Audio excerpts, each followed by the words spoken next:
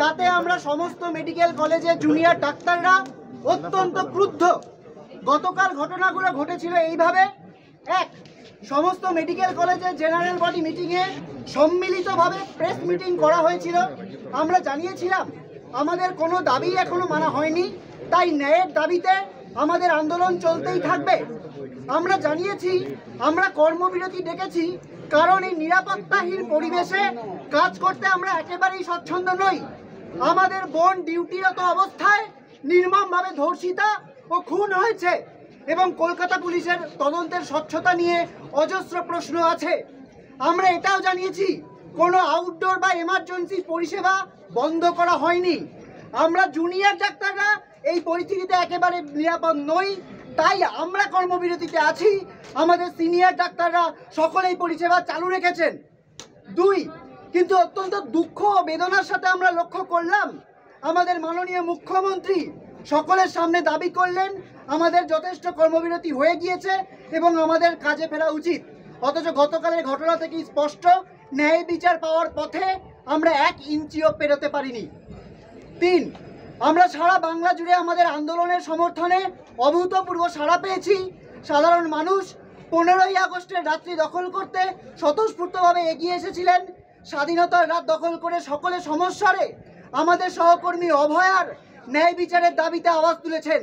সেই উৎসাহ অক্ষুণ্ণ রেখে কাল রাতে আরজিকর হাসপাতালের সমস্ত মহিলা ডাক্তারি ছাত্রীরা একটা প্রতিবাদ মিছিলের প্রস্তুতি নিচ্ছিলেন।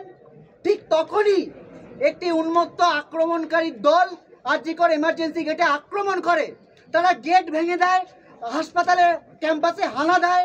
ডাক্তারদের প্রতিবাদ মঞ্চ, এমার্জেন্সি বিভাগ, গাইনি ওয়ার্ড, ইএনটি ওয়ার্ড ভাঙচুর করা হয়।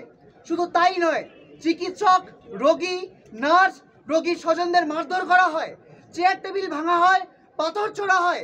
শুধু তাই নয়, ক্যাম্পাসের বিভিন্ন স্থানে আগুন দেওয়া হয়। সবাই প্রাণ বাঁচাতে লুকিয়ে পড়ে। আর এই সমস্ত ঘটনায় কলকাতা পুলিশ নির্লজ্জের মতো দর্শকের ভূমিকা পালন করে যায়।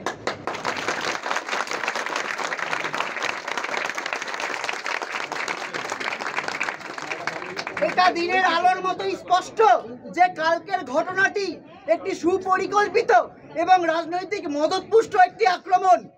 এই তথ্য প্রমাণ লোপাটের যে নোংরা চেষ্টা চলছে এবং ভয়ের পরিবেশ তৈরি করার যে চেষ্টা চলছে, সেই তালিকায় একটা নতুন সংযোজন। পুলিশ কমিশনার অত্যন্ত উদ্ধতভাবে জানিয়েছেন তারা নাকি সমস্ত তদন্ত চালিয়ে গেছেন, অথচ মাননীয় হাইকোর্ট পরিষ্কারভাবে তাদের তদন্তের প্রতিটা ধাপে অপদার্থতার চোখে আঙুল দিয়ে দেখিয়ে দিয়েছেন। তাই এই জিনিস আজকে সিবিআই এর হাতে গেছে।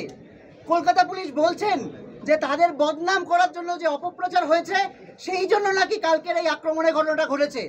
অথচ বোঝা যাচ্ছে যে ন্যায়ের দাবিতে চলা এই আন্দোলনের গতিকে ভয় পেয়েই রাজনৈতিক মদতপুষ্ট এই অসভ্য আক্রমণ চলেছে।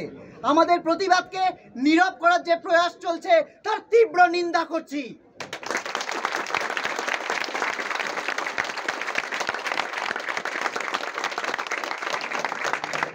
গতকাল আরজিকর মেডিকেল কলেজে সমস্ত আন্দোলনরত চিকিৎসক, নার্স সহ সাধারণ মানুষ ও রোগীরা আক্রান্ত হয়েছেন। আমরা সমস্ত পশ্চিমবঙ্গের বাকি সমস্ত কলেজের যে জুনিয়র ডাক্তাররা সর্বতভাবে তাদের পাশে এসে দাঁড়াচ্ছি।